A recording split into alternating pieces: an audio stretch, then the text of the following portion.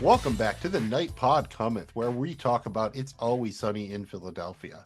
I'm Magnum Mills, and I'm back with the Soupdeucer to discuss Season 17, Episode 7, The Gang Gets Ready for Prime Time.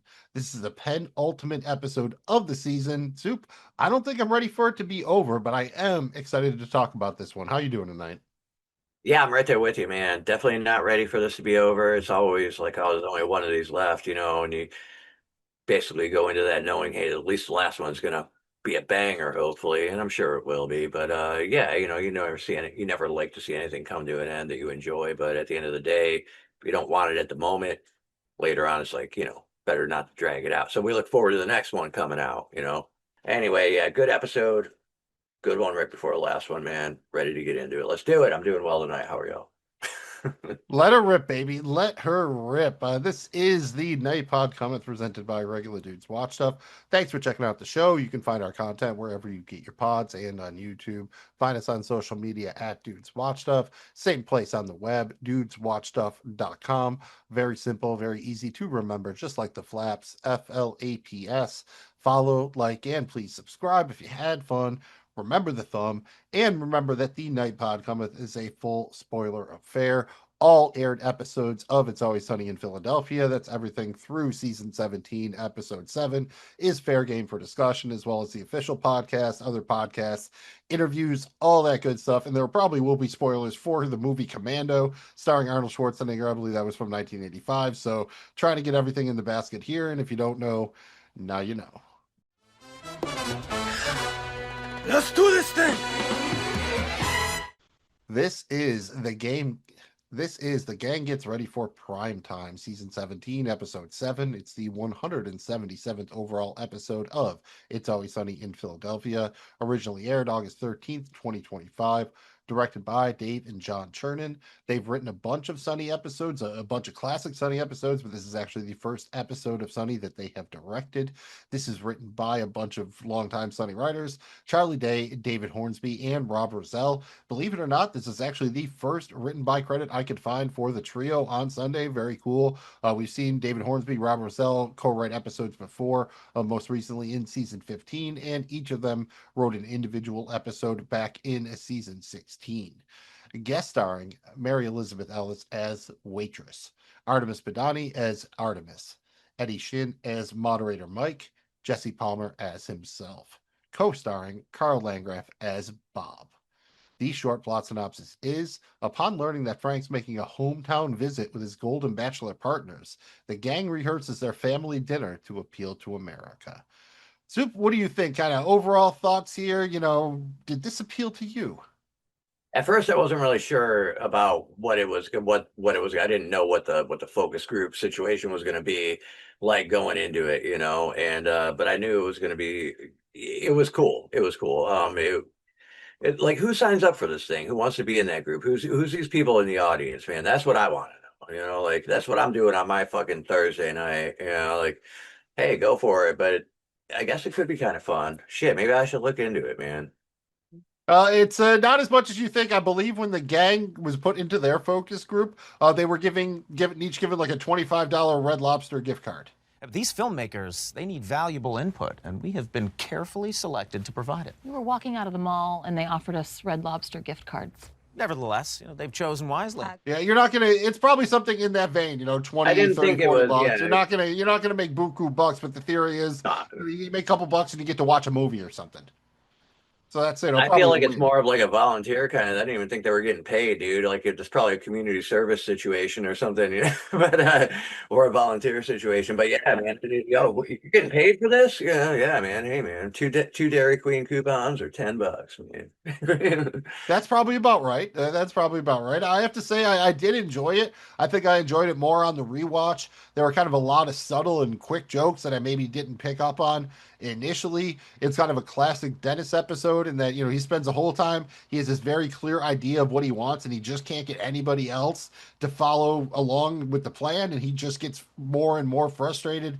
We've seen that before. It's always very fun. Very famously in The Gang Goes On, Family Fight, which we hear referenced here, and even the gang group dates when he breaks down about the ratings, and he screams, very famously about being a 5-star man. So you get a lot of that here. Once again, I think the trailer ruined a couple of the best moments, including Charlie being bald and Mac's backflip. I thought they were both still hysterical, but it kills me a little bit that they were in the trailer. There's enough other stuff. I felt they could have hidden that a little bit better, maybe. And again, no Frank here. It works about as well as an episode without Frank can. I know he was there kind of to bookend it at the front and the end, but still, you miss Danny DeVito a little bit here because he would always have his own through line. He would be running some kind of scheme, especially if Artemis was there. So I just miss that a little bit. But shout out Mac, right up there with my favorite Mac episode of the season, probably with Mac and Dennis become EMTs. And I think he was also good in the leadership episode there when they were doing the succession thing. But a lot of classic Mac here. He's doing karate. He's got the duster. He's doing different outfits and personas a little bit. So a little bit of a switch up for where he'd been the past couple episodes, but definitely enjoyed it.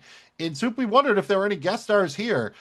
We thought maybe Waitress and Artemis would show up, but I don't think either of us thought it would be as Frank and his date. Nah, I wouldn't have guessed that one. That was not on my bingo card, but it was nice to see, and it was cool. Like at first, I didn't know. It took me a minute to be like, well, I knew who Waitress was. I could tell, by looking at Waitress, that's fucking the Waitress, man. And it didn't shock me at all. I was like, all right, well, cool, that makes sense. Like that'd be the perfect person to have come in for something like this. Artemis, though, I didn't know until she started talking and doing the Frank impression. The first bit, and I was like, no, hold on a minute here, and it clicked kind of a little, and then a little bit later, I was like, all right, yeah, that's got to be her, man. And she was perfect for it because A, she's an actress, and B, she's also Frank's bang buddy, so she knows him very well. Right, yeah. We've seen her get deep into character. Like, I remember last year, I loved the part in The Gang Goes Bowling. That was the penultimate episode last season. She was playing a character, Donna Brunswick, and because Donna Brunswick, she was good at bowling, Artemis could bowl well, despite the fact that Artemis couldn't bowl for shit herself. Artemis, you can bowl? No, my character can. Me, I can't bowl for shit. Like, that's how good of an actress she is. Like, she can just overcome things. Like, if she was playing Michael Jordan, she'd be unstoppable in one-on-one. Right. Yeah, we'll take it. Nice to see Artemis. Nice to get a couple guest stars up in here. Let's move into the episode recap and discussion starting at 6:40 p.m. on a Saturday in Philadelphia. At Patty's, the gang watches an interview with Frank about the Golden Bachelor, where he talks about coming for his hometown visit next week. This causes Dennis to tell the gang, We gotta get our shit together. After the credits, Dennis is handing out scripts to the gang. He's worried about how they'll come across on camera, so there's no comedy and only one line for Dee. Hi, I'm Dee. Frank is a great dad. That's it. He's also got a large box of random creams and shampoos, because of course he does. Dennis is incredibly worried about them looking bad, so he convinces his gang to stage a rehearsal dinner in front of a focus group. Soup, we've had a little bit of a mixed bag this season as far as like when they cut to the title card, you get some classic kind of cold opens. I think this is middle of the road. It's fine. I like Dennis saying we got to get our shit together. Maybe the title doesn't quite land as hard. Like, the gang gets ready for prime time. I'd say it's like solidly average, but probably not, super memorable. Yeah, and it's not a sledgehammer to the face, but it's a nice little wake up. Right, I guess I remember like Charlie gets crippled, you know what I mean? Like they back the car into him. Dennis and Dee go on welfare. I know those are both that in season 2, but there are some there's been some very classic cuts of the title card, so I don't think it quite lives up to that. He said it with conviction though, so that kind of played. Yeah. Oh, he did. He gets a runner throughout the rest of the episode, so I think that's a nice touch. Soup, if there was a band named the Slinging Zingers, what genre of music would they play, do you think? Like Zoo Suit Riot shit, like Cherry Poppin' Daddy, Squirrel Nut Zippers, kind of like that fucking what's like swing, basically, like swing jazz. Yeah, man, fucking funky swing jazz. That's what they would be, funky swing jazz. Yeah, I feel like it would be maybe like a little bit like kind of like a ska, like a teenage kind of ska California band or something like that. Slinging Zingers, dude. I mean, it's right up there with Throwing Ropes, man. Thor and Rope seems like more of an adult band, whereas Sling and Zinger seems like kind of like high energy. We actually asked the AI, like we said, ChatGPT, like, all right, same question, and they thought it would either be something like pop punk rock, indie rock with a satirical edge, alternative hip hop or rap rock, or comedy rock, satirical funk. And I guess I could see that, right? Like this could be like a Weird Al album or something, maybe. Yeah. Yeah, or Richard Cheese. You like Richard Cheese, man? He's great too. I know of him from you referring him to me, so Check that's out what he some must. Richard Cheese, dude. Yeah, you know my cheese. Nice callback by Frank here when he gives a little talk about how weird his situation actually is. Like he runs a bar with his kids. He doesn't even mention that they're not actually his kids and his kids' friends and his roommate, who's also one of his kids' friend, who they thought was his kid, but they chucked his real dad off a cliff. But it's okay because he was basically soup at that point. Okay, that's my bad. Okay, that's gonna be a mess inside that bag, guys. Oh, yeah. That's one big sack of Irish stew. That's a solid portion of the cold open right there. Big bag Irish stew, dude. A big old bag of Irish stew. In Dennis, I think is trying to set up this kind of idea here. It reminds me a little bit of The Gang Desperately Tries to Win an Award, or even D makes a smut film where they're talking about kind of what art is. And I think they're trying to get at something about like, he's talking about making everything kind of, appeal to the widest possible audience and that kind of shit. But I don't know if it really lands. Like they start out with the idea at the beginning and they come back to it at the end, but I don't know if it really, carries throughout the episode. The idea that they just like, that films are that these days, right? They're focus group to hell. They keep going and going and going and going. And eventually like that, I think that's why a lot of films and television shows feel and look so similar, right? Because they're all kind of driven in that fashion. So I get what they're going for. I just don't know if they really executed that throughout the episode. Hollywood actually has a system for this already in place. It's called the testing process. They get together a focus group and they score us on a scale of 1 to 100. And then we just keep refining the dinner over and over again until finally we land on the most perfect versions of ourselves that will appeal to the widest possible audience and offend no one. I don't know. I guess if you look at it like that, I don't know if I really did. Now that I am kind of, yeah, fuck, man. Well, and again, I think that they had maybe a couple too many ideas almost to jam into this episode. So they bounced back and forth a little bit. Again, I think that's why 10 episodes would work. I think they had like enough extraneous shit here just to make it happen. I just love Frank also when he's doing this big interview. He's just stuffing a hoagie in his face, just like Frank always would. Yeah, Give him credit though. He's eating on the bun. He's not mixing it in his mouth this time, at least. He is actually just eating it straight you up. can still kind of see the borderline disgust in the host. When he was kind of getting his way, working his way out of there. Like, oh, we'll be looking forward to that one, or whatever he said. But and shout out the host. That's actually Jesse Palmer, who was a starting quarterback at the University of Florida, drafted by the Giants in the 4th round in 2001. And then I believe he was on The Bachelor. I don't know if he won or whatever, but he was on The Bachelor, and then he became the host of The Bachelor. So now he is really or at least the host of this Bachelor show. I don't know. So here we have the Golden Bachelor. And yeah, I mean, Jesse Palmer, that's a solid name, right? That feels like a dude who would have been in like The Last Boy Scout. It's a good name, yeah. I mean, it's definitely an ear catcher, eye catcher kind of name, man. Do you know anything about like coyotes, the animal, the coyote? Anything other than actually they live around here, man, and I've seen them before, like just sometimes walking around at night or whatever, like on the bike and shit. Like not every day or anything. Like they're not overrun by fucking coyotes. Do you have to get on your haunches? Is that true? That's what I want to know here. Do you have to? No, I've never heard that before. I think I should try it. If I ever encounter a coyote again, I'll think about it, man. Funny story is a girl that I work with at the restaurant, man. One of the waitresses out there came in today, and apparently she rode her bike home last night. And got chased by a coyote. Now I've never known a coyote to chase a person really, so I don't know if I believe her fully on the whole she got chased by one or just saw one kind of thing. Maybe she did. I don't know. You're on a bike. It's a dog could chase a bike. Coyote's a fucking a dog. It's the American dingo or whatever the fuck. They're out there, man. Yeah, I've seen them too. Actually, they've been up around my parents' house before. I think it's a great Mac moment though, because this feels again like a throwback to a little bit kind of old school Mac. This sounds kind of ridiculous. You can't really tell if it's true or not. Maybe Mac's just making this shit up. So I turned to this coyote and I got on my haunches because, you know, you got to get down on your haunches. yeah, you got you to meet wanna them where they get are. eye And I'm level like, with the thing. why are you following me? Yeah. And I said, back off, or I will stick my thumbs into your eyes, which I've said to you before. I will say I've lived in Philadelphia. I've seen plenty of deer on Broad Street in North Philly, but no coyotes for what it's worth, especially on Market Street. That's pretty much just about like middle of downtown Philly. They're pretty ballsy around here, man. Because this is, I mean, we're populated, dude. There is a state park up there and shit, but right here, like, by the fucking, by the boardwalk and whatnot, in a couple blocks, it's condensed, man. There's not really a lot of empty space. So they're just out there walking in the streets and shit, which is weird. I've seen it. It's crazy. It reminds me of the gang goes to Jersey Shore when there's just randomly like dogs everywhere, and the dogs have kind of just taken over everything, and it's sort of like a subtle runner throughout that entire episode. So I don't know if that's a callback or not, but I enjoy it.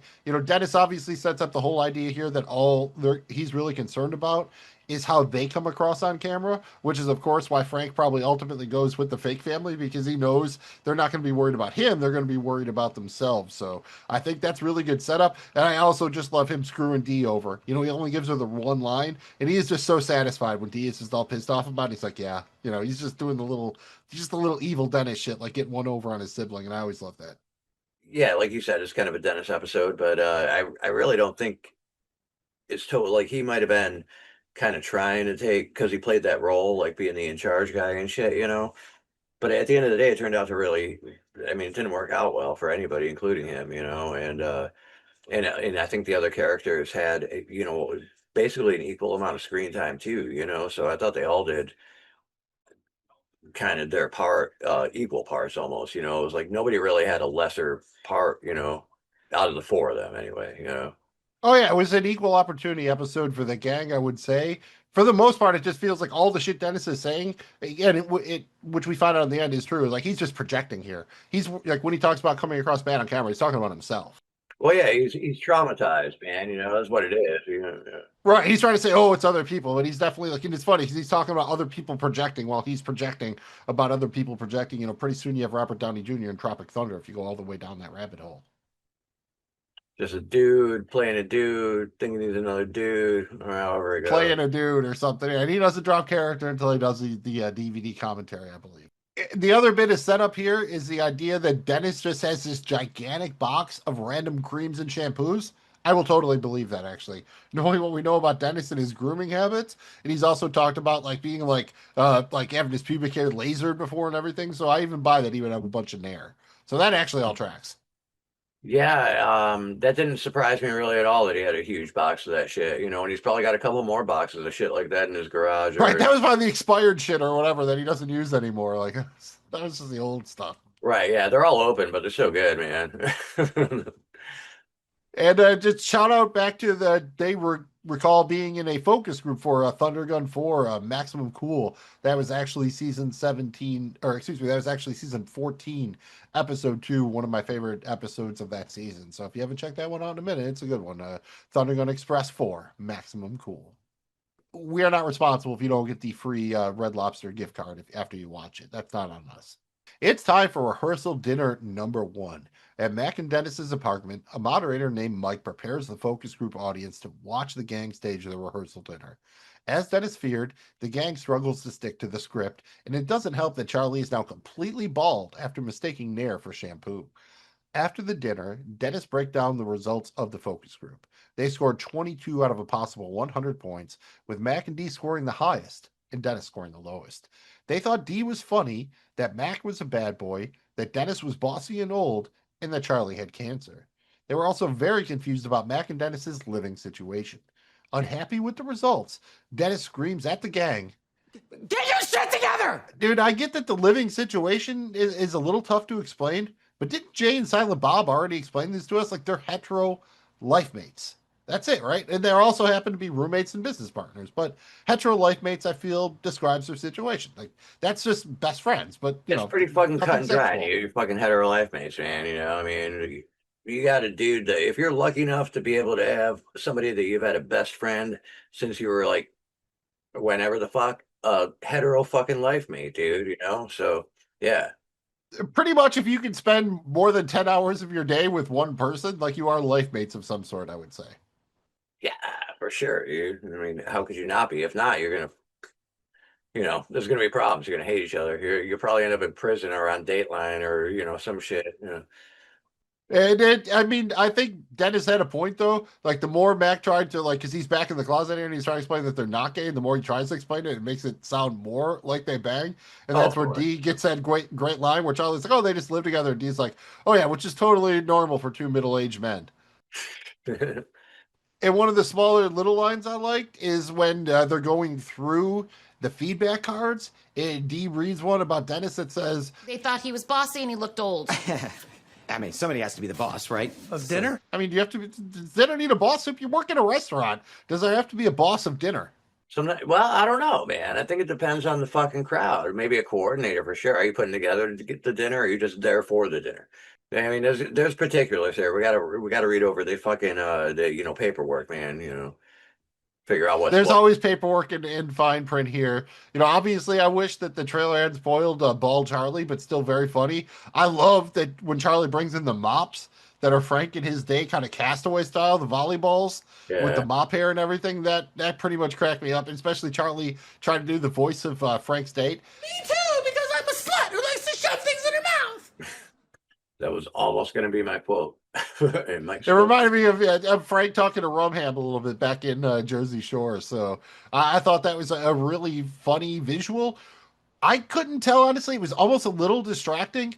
They used the same fake food the entire time for all three things. And it was a really weird assortment of you couldn't tell. It looked like different things. And then there were just various weird looking hunks of meat, almost like raw meat. There was a lot of it was all orange and brown, but yeah, I did notice that it was like the same setup and it was staged. Yeah, the yellowest corn you ever seen on that cob. And shout out Mike the moderator. I thought he did pretty well in his limited role in the episode. And just the idea they've never really done this before. A focus group doesn't do this, right? It's kind of like reviewing a play or something, but they're in someone's apartment. How much furniture do they have to move out just to jam these chairs in? I just like the whole idea that they are in a confined space just doing this. They had a good 18 to 20 yeah, people. I'd say 20-ish, 25 people probably in there, 20 to 30 people, somewhere in there, I'd bet. I don't know if it's quite 30. They had a good, at least, right around 20. They were jamming them in, dude. They were jamming them in. What side do you come down on? Should they allow clapping? Should they allow laughing? Should they allow both? Should they allow neither? Where do you come down on this? But yeah, dude, you should allow both. Yes, I like the live studio audience effect for what they're going for. I think Mac and D have a point though. They're trying to figure out what works, right? So you need some audience reaction, in the moment, to play off it. I think so. And to handle something like that, you got to allow smoking too, man. Well, yeah, you got to go old school with it if they're going all the way with it. Yeah, why not, dude? I mean, it's not like that apartment hasn't burned down before. I love Matt kind of walking in because he's playing straight again now, so he's doing it all tough with the crazy farmer's tan and the black Steve Seagal undershirt. I love that. I thought that was great. Obviously, Dennis really kills it throughout the episode as he kind of gradually loses it a bunch of times. When they start kind of going off the script here, you see D kind of getting into it when the crowd laughs at her joke. In the speak to the devil bit, they didn't like it when I said speak of the devil. Oh, I didn't like that either. You shouldn't speak of Satan, and you said speak of the devil. He was speaking of the devil. It's a figure of speech. You're speaking of Satan. Yeah. America doesn't like that, and I don't like that. It seems like an obvious bit, but I give him credit. I don't know that anyone's done that bit before. Because I've done that myself. Speak of the devil. I've said that thousands of times probably in my life. And never once thought about it and offending somebody. It's a saying, dude, I don't even see what the problem with that is, No, and I think that's, again, when they kind of come back to the whole idea of being censored or go woke, go broke, or they just come back to it so infrequent, it's inconsistent, so it's hard to kind of tie down. That's why I just think they had a bunch of good ideas in this episode, and most of them pay off, but it gets a little bit muddled at points probably. Although something that never gets muddled is Dennis calling D a bitch. That's always funny. That's never not going to be funny. Right. And someone snatching papers. We saw that last episode. It was Max snatching the papers from Cricket here. It's D snatching the cards from Dennis. So you never turn down a good snatch, dude, especially if it's directed by Guy Ritchie. Do not turn down a good snatch, damn it. Yeah. All right, Soup, here's a little trivia for you. We see Charlie bald in this episode. Of the other main members of the gang, who have we seen bald? Who have we seen bald? You give me either or. I'll give you. I'll even tell you. It's two and two here. Yeah, well, I know we've seen Howard bald in a different show. Yeah, that was in Blackberry. He was bald in the movie Blackberry, which was also adapted into a show. Which makes me feel like maybe he really is wearing a wig. I don't know. So anyway, I'm going with him because like I think, and then dude, I feel like we've seen D bald for some random weird reason. So going with that.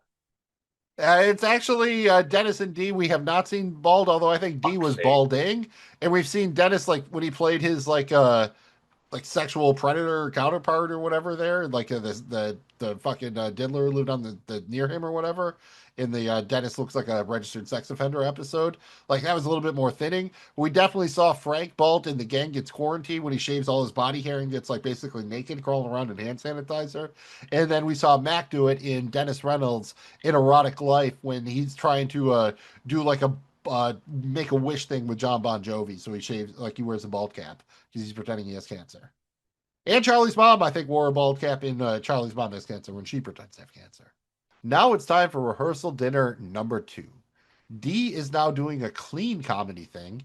Dennis is using tape to pull back the skin of his face. Mac looks like Freddie Mercury, and he's busted out the duster. Charlie is now rocking a wig and an Eastern European accent. They've also added Artemis and the waitress as stand-ins for Frank and his date. Dennis grows increasingly frustrated, but the crowd responds to Dee's antics and Mac's failed attempt at a backflip. The focus group gives the second dinner a score of 75, a massive improvement from their first attempt. Despite the improvement, Dennis forbids the gang from doing any accents or personas going forward. There will be no surprises, and so help me God, they will get this right. But I am a big fan of Arnold Schwarzenegger, especially his earlier flicks. Mac is very specifically referencing Bennett in Commando here. Bennett, I thought you were dead. You thought wrong. Who I feel is one of the least intimidating villains, if not the least intimidating villain of Arnold Schwarzenegger's career. But he does get a couple of great lines, and most famously, and spoilers for Commando, Arnold just throws a pipe through him and says, "Let off some steam, Bennett." In all time, that's one of the best 5 kills in any 80s movie, hands down. Oh yeah, absolutely, dude. Classic Arnold right there, man. And yeah, Mac definitely kind of pulled that off. Also, he looked like Freddie Mercury. And what I immediately thought was, the dude from The Abyss, man. If you remember the movie The Abyss, I forget the guy's fucking name now, but I don't want to say the bad guy, but with the mustache, right? Yeah, Michael Biehn, I believe, played him. I can't remember his name because he had the mustache. The army guy who was trying to, I forget his name. Chains and wife beater and fucking what, had that weird stash and shit. Yeah, shout out to The Abyss, dude. Very, very solid James Cameron movie. I tried to rewind. Movie, it's just a long one, dude. It's a long one. You gotta lock into that one, but that's a very good one. What do you think, man? When Dennis and Dee were kind of reading the comment cards at each other and they seemed insulting, do you think everything they read was real, or do you think they were making some of that shit up? I think it was probably real, but I couldn't decide. I would love to think that they improv some of that, off the cuff, dude. Just hey man, come up with something, or they just happened to randomly come up with something as they were doing it. That would have made it a lot more fun, If that weren't the case, I'm pretty sure something was there anyway in case, they were probably reading something or knew something. But I would definitely like to think that it was here, just go for it, come up with something cool. If you had to pick a favorite, what do you like better kind of out of this sequence? You have kind of Mac doing the Freddie Mercury thing. You have Dennis kind of doing the face tape thing. And then Dee doing the, clean comedic thing where she pulls out the trombone. I'm very torn here, but I am tempted to go with Mac just because it's such a good kind of Freddie Mercury thing. And then I know the trailer spoiled the backflip, but I thought it was extremely well executed. I like the way he tied it into the religious bit and everything like that. So I'm going to go with Mac. But what do you think out of this bit? Kind of what was your favorite of the three? Honestly, man, I'm going in a totally different direction. Like, I appreciate both of those and what they did. Dee busted out her rusty trombone skills, dude. But fucking dude, Charlie. Let's not forget about Charlie. Okay, I love this Eastern European Charlie, man. The fucking wig he's got on. He just Oh, the looks. pencil mustache is great too.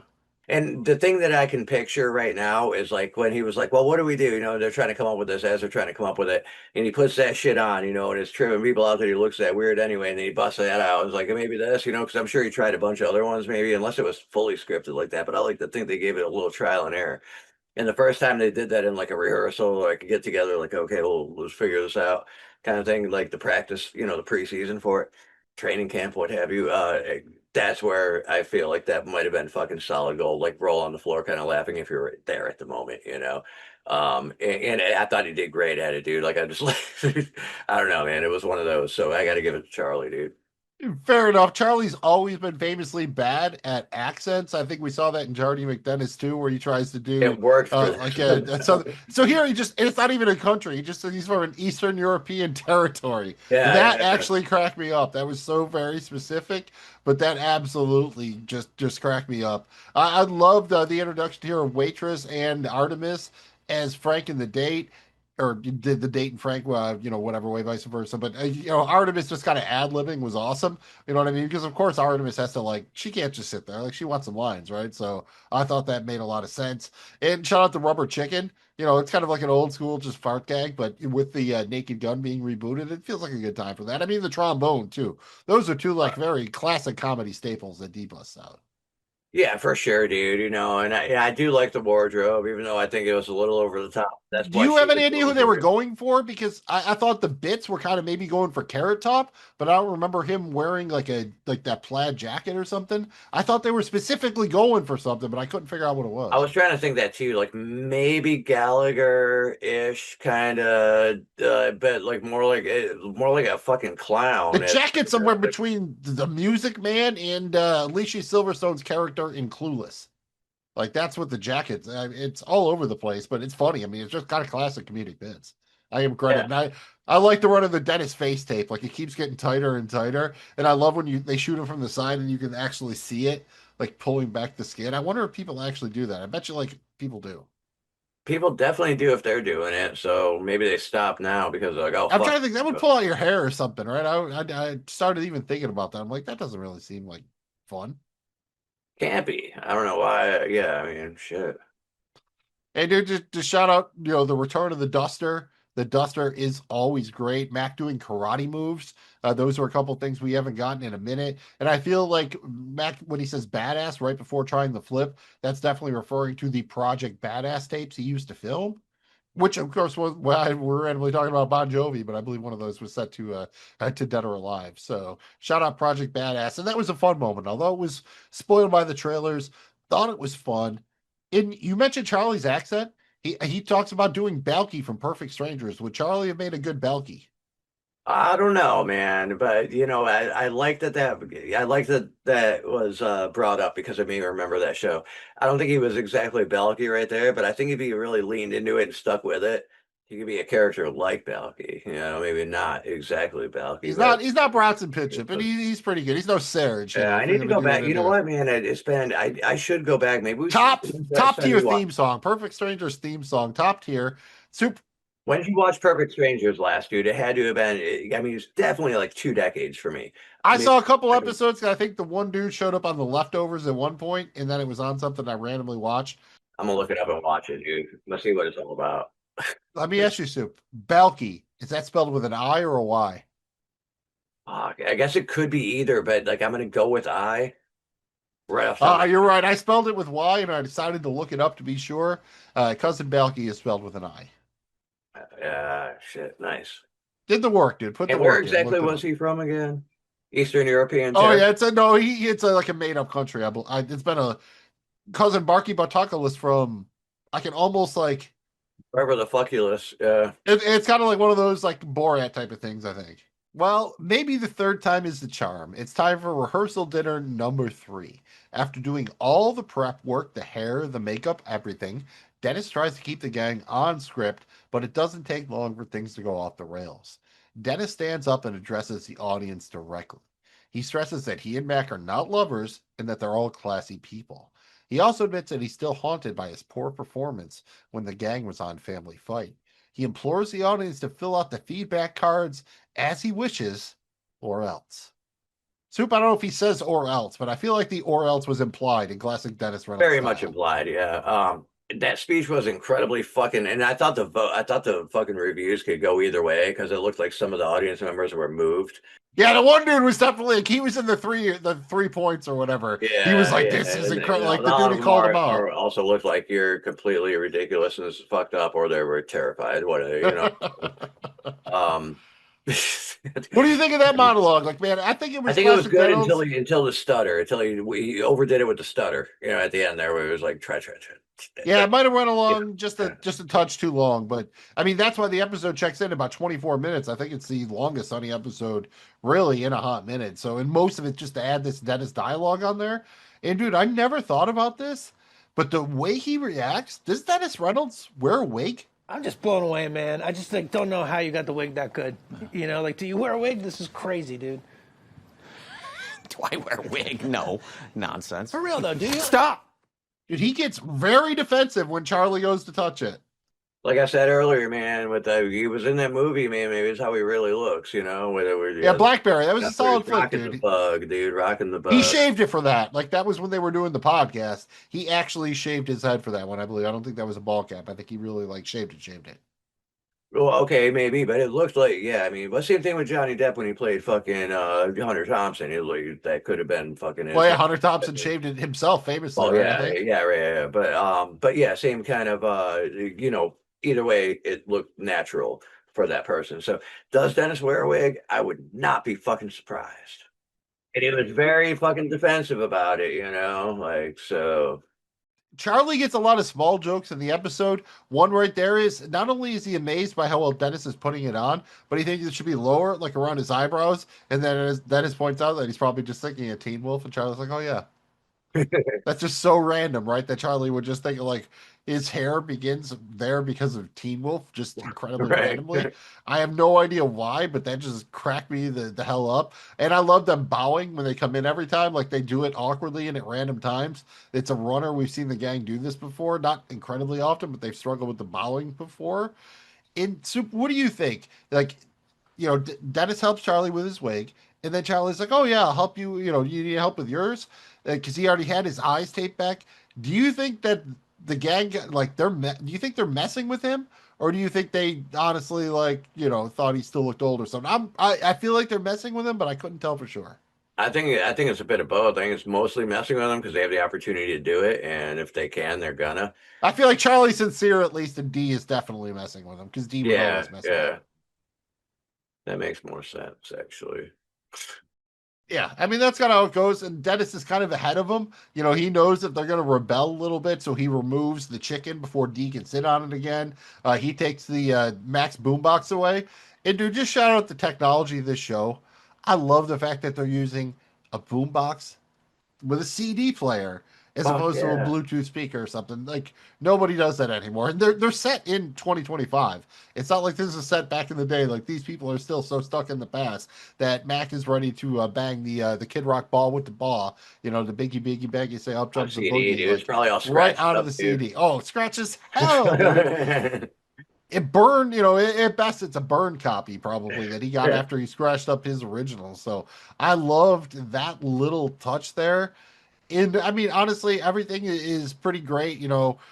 I love the crowd cheering. Like, they get involved kind of when Mac's like, "Oh, you want me to do another flip?" And of course, that just sets Dennis off. And obviously, I was pretty sure about after the second act break, all right, we're building to the classic, like, Dennis is going to blow up. I was just curious as to how far, he would take it here. And I give him credit. They swerved. I thought it was going to get kind of dark again, right? Because they've gone so dark. I didn't expect him to openly reference how bad shit went for him on the gang goes on final fight. So I thought that was actually a really cool callback in the season full of callbacks. I thought that was a very nice one because he really loses it very publicly.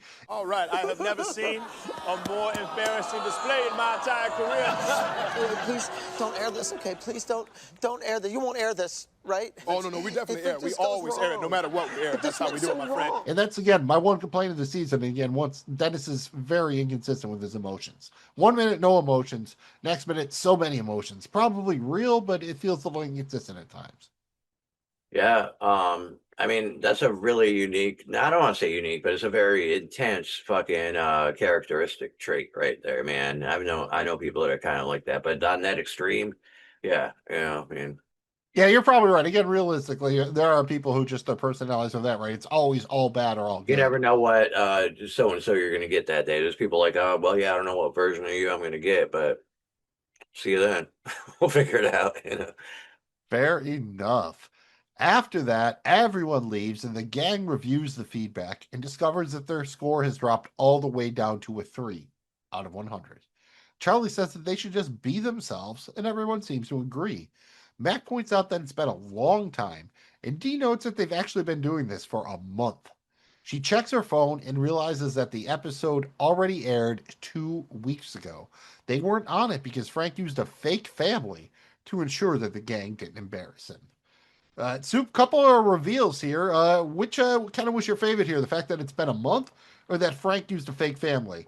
I'll go with a month because I kind of would have expected the fake family, but they really kind of lulled me out here. I had no idea this was like a month. I didn't think it was a month either, man. I thought this was almost like a day after day, maybe a day off, like a week at best. Week, I thought, yeah. Because it was, that was in the episode was airing, so I assumed it was a much shorter time period. Yeah, that's a long span of time for an episode of TV, man. Going over a month in one episode on a 20 fucking some minute episode, that's it can be done. Went up to 24, yeah, again, the longest episode in a minute. So they definitely went long to get this Dennis monologue in there and this the little kind of tag here at the end. Well, it just proves that they've been going at it pretty hard, really focusing on it, man, zoning in, and we see where they ended up at the end of it, right back at the fucking beginning, like usual, like we all thought would happen, kind of, but either way, it was a journey, man, and apparently a month-long journey. I love like when they're showing the little video, Frank like directly looks to camera and says they would never do anything to embarrass me in any way. Like literally like he's saying that to the gang. Like, of course, this is why I'm doing this and you should understand this. And this whole episode basically explains why Frank is right. I mean, he's not wrong. So I can't hate him on it. Like they would have definitely, it might have been more entertaining to have him come with the gang, but obviously I think it probably would have hurt his chances or what have you there. Dennis talked about it in kind of the opening scenes there about the art and focus testing everything. He was trying to get at something, and Charlie kind of bookends that when he says, "Well, look, man, forget it. Like, can we just be us? Okay, we're trying to please everybody, and like that never works, man. Like people either get you or they don't get you." That feels a lot like the gang desperately tries to win an award, where they're more or less like, what, we are who we are, and it seems like they have to come to that realization, once every third of a decade or so. But given the show that's run that long, that's probably fair, right? I feel like South Park does that every couple of years too. You have to get humble a bit, or figure shit out. You got to put yourself in check, man. And dude, shout out Frank. He's actually 79 years old, apparently. Like, so he's getting up there. According to the graphics we see for the Golden Bachelor. I wish that they still used Gugino's more, and that was the main restaurant because that's where they would have gone, and then we probably would have gotten the waiter. So, very excited to see where they go with this. We will save that for the preview. Soup, anything else on the episode itself before we kind of get into the award tour and whatnot here? Man, I don't know. Other than Frank with the fucking twist, dude, he's twisting around this season big time, man. It's definitely the season of the Frank twisty endings, man. So I like that though. I think it's cool. I think it's a good and also a probably good way to deal with the fact that Danny DeVito has more limited availability these days, probably given his age and the fact that he's in a New Jersey Mike's commercial every 5 minutes. I like that even though he's not present in the episode, there's still something that's important about him, and then you still see him in one way or another there, he's still casting his shadow over the episode despite his absence physically. Yeah, it's definitely a cast shadow. And, the last one here, I mean, there's no way where he's not going to be in it. I mean, it kind of has to be, right? Well, let's save. Oh, yeah. let's save that for the end, and let's kind of start with the award tour here. Get into something we like to do, have a little bit of fun with. We always try to come up with alternate episode titles. The Gang Gets Ready for Primetime is pretty decent, but I think we might be able to do better. Soup, I got a mix here for you. I want you to give me your favorite. Try to come up with a couple of fun ones and a couple of, titles that could be realistic that they would probably actually go with. The first one is not one that I would think they would go with, but I would be extremely interested in. That is Ronald McDonald is Vanilla Blade. This is a random throwaway line, but I can just see the poster in my head of, Mac as Vanilla Blade. He is still Ronald McDonald, despite whether he is gay or straight. So I think that would be fun. At number 4, it's a little worthy, but I think it portrays what we're going for here. The gang tries not to look bad. I mean, that's fair, right? That's what the gang's doing. The gang tries to straightforward, not look man. bad. Yeah. That's it. Like, that's all they're trying to do. And at number 3, do a little bit of a play on the classic Guess Who's Coming to Dinner with Frank is Coming to Dinner. And of course, the irony is, shout out to Alanis Morissette, he never shows up. They're waiting the whole time, and they blow right past it. At number 2, going to go with the Gang Gets a Focus Group. I don't think that gives anything away, while it does also inform you that this could be an interesting episode with some weird stuff going on. And then finally, I think number 1, probably with a bullet, the gang gets their shit together. So, Soup, out of these 5, Ronald McDonald is Vanilla Blade. The gang tries to not look bad. Frank is Coming to Dinner. The gang gets a focus group, and the gang gets their shit together. Which do you prefer? Well, out of those 5, man, I kind of like Ronald McDonald is Vanilla Blade, because that's really open to, you don't know anything about this episode, whatever. But I also kind of like something off the grid here. I like Charlie loses his hair. That would be, you don't know shit about it. Okay, I could see that. Charlie loses his hair, or Charlie goes bald? Either or, yeah. Either or, he says. He tries to split the difference. Doesn't even let me... But if you don't know, you go into that episode, you just know the title, you're like, oh, I got to see this one. Well, we saw it in the trailer, so that wouldn't give anything away either. So, like that one, let's dive deeper into the award tour here with our favorite quote from the episode. Soup, you were teasing this off cam, buddy. What do you have for us here? Favorite quote from the episode? All right. So I did find a quote in the episode, and I went through and looked, extensively here, and I decided on the one, maybe because I was feeling a little bit emotional. I wanted something both profound and meaningful, and this is the one that really tugged on it, man. Well, look, man, forget it. Like, can we just be us? Okay, we're trying to please everybody, and that never works, man. Like, people either get you or they don't get you. If they don't get you, they don't get you, man. And it makes a lot of sense. Profound and meaningful. That's my quote of the episode right there, man.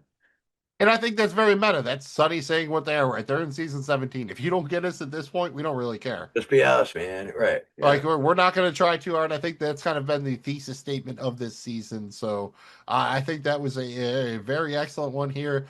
I had about 3 that I am debating between. I think I am going to go with, actually, you know what? I think I kind of have to. Man, is that what I'm going to go with? Because I could use that as my favorite scene. Oh, you know what? I got to go with Vanilla Blade, dude. I love when the vampire slayer busted out the crucifix on his old vampire lover. Me? Old vampire lover? Let's lean into that. Yeah, I could be like a Vanilla Blade, and I could stab you in the heart with the crucifix. Stop! And then you kiss. For the love of God, stop! Because we've seen Mac with a sword before in Gun Fever 2. I just love the visual in my head of Mac as Vanilla Blade, especially because Marvel can't seem to get around to actually making a Blade movie. So shout out Rob Mac as Vanilla Blade. I think I could be there for it. Rock and roll, man. Next up, we have our favorite scene or moment from the episode. I think it's my turn to go first here. Once again, I kind of got it down to 3. I went with Mac already with the first one, so I was very much considering going with him when he first kind of reveals his Freddie Mercury outfit to Dennis. But I think I'm going to pass on that to go with a Charlie joint. And dude, I think I just have to go with Charlie asking Dennis if he wears a wig because that kind of broke me a little bit. It was so random. Dennis was so defensive. Loved every bit of that. So that's going to be my favorite scene or moment is Charlie asking Dennis if he wears a wig as Dennis prepares his wig. Soup, prepare us for your favorite scene or moment from the episode. Preparing. Why always preparing? Just go. All right, just go. What are you preparing for? Anyway, yeah, man, dude, I'm sticking with Charlie too, man. I'm sticking with Charlie too. And I'm going back to, I just love his, not the bald Charlie, which was awesome too, and weird, and just, you couldn't, like, it was like Trainwreck, too shiny, like looking into a solar eclipse, like you have to look at it, but you shouldn't. I don't know, weird, awkward, kind of like Charlie bald was weird and awkward, but Charlie with the Eastern European fucking pencil stash, dude, and that weird fucking hair wig or whatever he was rocking, man. And just the way he played off that accent, man. Charlie, how you doing, man? Not sure why you're doing that accent, you know. Pretty confusing, you know. I must not have heard you correctly because you are from right here in Philadelphia. No, that's not true, actually. It is. No, I'm from Eastern European territory. So what's for dinner? Beet soup, I hope. Dude, that shit had me. That was the funniest shit. That was definitely a laugh out loud for me, and the one I remember the most out of this episode, as far as being one of those. So I totally agree, dude. When he says he can't name a country, so he just says he's from an Eastern European territory, that broke me a little bit, dude. That broke me a little bit. Oh, that absolutely killed. I love that. On the next stop of the award tour, we have to determine our episode MVP, and we do that by counting down our 5-star people. We're going to rank our favorite 5 characters from the episode from 1 to 5 stars, with the 1 star being the worst, still better than 0, but first is still the worst, and the 5-star man or woman being our episode MVP. Soup, I think it's my turn to go first. Thus far on the season, if you add up all the stars, at number 1, I have the guest stars with 22. I have Charlie at number 2 with 19 stars, D at 3 with 15. I have a tie at 4 between Frank and Dennis with 14, and then Mac is bringing up the rear here with 4 stars. Soup, this was a little bit of a tough one here. You know, it's really a 4-hander. So at 1, I'm just going to go with Artemis. I thought she was great coming in as Frank. Yeah, you maybe could have given it to Mike the moderator or waitress. But yeah, I really think it's pretty obvious here. You got to get Artemis in. She had to ad-lib. You know, even despite the fact that she didn't look anything like Artemis, she was still Artemis at heart. So love that one. At 2, I'm going with D. I struggle with this one a little bit because I really think all 4 characters in the gang had a lot of good stuff to do, but D kind of just had a couple punchlines and it was a little bit repetitive. So I feel bad, but you got to kind of pick and choose. I had to put Charlie above her. I'm putting him at 3 just because, like Soup, you brought up, man, the bald stuff, the accent, all the little gags. I think that's enough to put him over D. At 4, I'm going to go with Mac. Again, way up there, one of my favorite Mac episodes of the season. We got the duster, the backflip stuff, the Freddie Mercury stuff. Definitely way up there in terms of my favorite Mac episode. But I have to make Dennis my 5-star man just because, I mean, they give Howerton a 3-minute monologue at the end. I mean, the whole episode is him just boiling over, you know, like an overcooked kettle. I think it lands spectacularly. So those are my 5-star people. I have Dennis at 5, Mac at 4, Charlie 3, D at 2, and Artemis at 1. Soup, thus far this season, D is in the lead. She has 19 total stars from you. And you have a tie at number 2 between the guest stars and Charlie at 18 stars. Dennis is bringing up 4th at 16. You have Frank at 14, Mac trailing at number 6 with 5 stars. Who are you making your 5-star people, and who's going to be your episode MVP for this episode? Start at 1 and bring us up to that 5-star person. Yeah, dude, again, this is a tough one, man, because, like, the 4 of them it's tough to even pick between them, man. So now we're nitpicking, you know, trying to figure it out. So, you know, without further ado, I'm not going to get into all details here. I'm just going to rip through this thing, dude. I put D at number 1, man.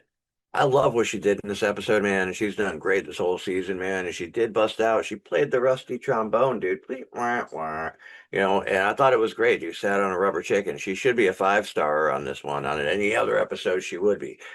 But today, I'm giving her the 1, man. Just because somebody has to go somewhere. So there you go. Anyway, moving on. Number 2. 2's going to Artemis, man. because she's there, dude, and playing a role, not even being herself. So I respect that. She should probably even be ranked higher too, man.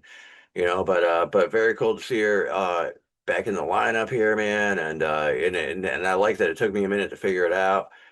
And played Frank very well. She did a great fucking job, dude. As far as like somebody who wasn't the focal four here, man. I mean, it was stellar, man. So anyway, up to number 3. This is where it starts getting real difficult, man. So I'm just gonna go ahead and say it. Dennis carried this fucking episode for the most part because it was a Dennis episode, but he's getting the 3. I'm going personal preference here, man. Like I don't know, like he seems like a dick. You see, like the audience saw him, like and that's what it's supposed to be, which makes it awesome. Criteria is your own, brother. You know, but Dennis is getting 3 just out of that, and number 4 and the 4 stars is going to Charlie, man. Charlie just kept me laughing the whole fucking time. Andy went through like the whole, characteristic changes, man. Lost all his hair and shit. Anyway, it was a big Charlie fucking, development there, man. So and he did good, and again, like I said, he kept me laughing the whole time, man. But the 5 stars is definitely going to Mac. This one, man, Mac just fucking crushed it, dude, the whole time. Nice. So it seems like we are definitely agreeing that this is our favorite Mac episode of the season. Soup's 5-star people starting at 5 were Mac, Charlie, Dennis, Artemis, and D. So Soup had Mac at 5. I had him at 4. So I think that clearly makes Mac our episode MVP. Shout out Mac coming through here. Good for you, Rob Mac, keeping it moving. The final stop on the award tour is to give our episode grades for The Gang Gets Ready for Prime Time. We grade each episode of Sunny on a scale of 0 to 100 patties bucks. Soup, thus far, your first 6 grades of the season, and we count the Abbott crossover, both the Abbott part and the Sunny part, as episode 1. Your grades have been 93 patties bucks, 90, 100 patties bucks to Mac and Dennis become EMTs, 90, 94, 91. Are you still living in the 90s here, Soup? You've been entirely living in the 90s. Are you staying there? Dude, I kind of have been just, 90s raining on it, but yeah, I'm staying right there, dude. I like a 92 for this one, man. Wow, all right. Well, no spoilers here. So I also have to give out my bucks. And thus far through 6 episodes, I have gone 88 patties bucks, 92, 92, 90, 94, and 84. I think this isn't quite as good as Dog Track, Frank in a Coma, and Mac and Dennis become EMTs. I think it's a little bit better than Thought Leadership, so I'm going to put it at 91 patties bucks. So just below right Soup. there. We had doubled up in 2 of the last 3 episodes, so we are not doubling up here. But still, again, a very good episode of Sunny. They've never made a bad one, but Soup is at 92. I am at 91, so we're handing out enough patties bucks to keep the self-sustaining economy going. And it's going to keep going for one more week because the next episode is titled The Golden Bachelor Live. Directed by Todd Bierman. He is a longtime Sunny director, and he's returning to season 17 after directing the Sunny half of the Abbott crossover for the season premiere. This is written by the dynamic duo Charlie Day and Rob Mack. The short plot synopsis is: host Jesse Palmer walks the audience through Frank's journey up until his final rose ceremony in the Golden Bachelor finale. But whom will he pick? A young internet celebrity, a confident woman his age, or a familiar face? Soup, this is kind of an interesting teaser here. Like, we don't really have a lot. I think there's a chance that Frank is the only main cast member here, outside of maybe like we saw Frank here, the opening and ending scenes. Are you okay with that? That's basically how 16 ended. We had a Dennis Takes a Mental Health Day where the gang only showed up on a video call. If that's the case here, are you going to be okay with it, assuming the episode is, awesome? What about this? What about nobody in the episode's there except Frank? I think that's possible. I'm assuming they're going to show some reaction for the gang, but I'm assuming that the majority of it is going to be just Frank kind of walking through stuff. And out of all the things they could show, like him deciding to be on the Golden Bachelor, him going to that storage unit, taking all the dick pills, filming the video, going on the dates, doing the family dinner with the fake family, and then finally, like the end here, like what's the part you're most excited to see? I'm guessing it's the dick pills. I want to know how the fuck he took all those dick pills and is like, okay, you know. Simple but effective. And why would you just take a bunch of dick pills if you're going to film an interview to go on the Golden Bachelor, man? I could see if you're doing that to like get on fucking what's those whatever the fuck apps that. Right, get out of the Tinder or what have you, or Yeah, even like one of the more, one of the more sex having shows. I don't really. Again, I've never actually seen an episode of The Bachelor, so I'm not sure. They kind of mentioned that Frank has some options here. He's got a young internet celebrity. I think that's the Coctua we saw in the teaser. A confident woman his age or a familiar face. I don't know who the confident woman his age could be. I did notice Carol Kane's name in the credits here for Carol this Kane episode. Oh shit! So that would be interesting. But who could be the familiar face? We could who would be coming over there? Could it be Artemis? Like who would they maybe bring in as like a final twist? Rhea Perlman, man. That dude. That would almost be too meta. I feel like it's got to be Artemis or Waitress. I mean, how many other chicks have we seen Frank with? Like Roxy's dead. I guess they could bring in Dynasty. I mean, I just don't know who else they could go with. A real shocker, dude. Like somebody Frank's been banging on the side for years that nobody knows about. It'll be somebody like fucking like Carmen, like Taylor Swift or some shit, you know. Yeah, we've been talking about getting a big name cameo, like Maybe not that Blake big, Lively. but... She's Ryan Reynolds' wife, so Rob Mac's like trying to do the Ryan Reynolds thing. I don't know, maybe that. Shania Twain sounds about right for something like that. I'm there for that. Alanis. I'm generally. Let's go, Alanis. I'm there for either of those. Frank Reynolds been banging Alanis Morissette for 5 years, dude, and all of a sudden now. Dude, what if that you ought to know that was actually about Frank Reynolds? Like that's who she went down on in a theater. Right. I think that would be fun. Honestly, do you think at the end of the day that this will actually be about Frank trying to find love? Or do you think he'll have like a scheme going or it's more complex than that? I think it's way more complex than that, dude. There's no way. But so if that's the case, then there's really no way that Frank will be with this chick, like, assuming they're doing season 18, they're already picked up for it. Like, they're not all of a sudden going to make Frank married in season 18, are they? He's not trying to get married and live happily ever after, dude. He's got something up his sleeve here, man. Yeah, no one takes that many dick pills, I don't think. Like, especially on all maybe dick pills. Maybe, we'll see. I mean, if he is dating, someone named Coctua, who knows? All bets are off. We'll see. It's been a show that's been up and down as far as these season finales. You've had some letdowns, some middle of the road, and some classics. So we really don't know what to expect here, but we are extremely excited about it. We will be back to talk about it next week on the Night Pod Cometh. Thanks again for checking out the show. We are presented by Regular Dudes Watch Stuff. Find our content wherever you get your podcasts and on YouTube. Find us on social media at Dudes Watch Stuff and on the web at dudeswatchstuff.com. Simple and easy to remember, just like the flaps, FLAPS, very crucial to our success. Follow, like, and please subscribe. If you had fun, please hit that thumb. I am Magnum Mills with the Soupdeucer. Hopefully we'll have Jamie G back before the end of the season, but we're doing what we got to do. Thank you for checking us out once again and being a fighter for the Night Pod Cometh. Whoa!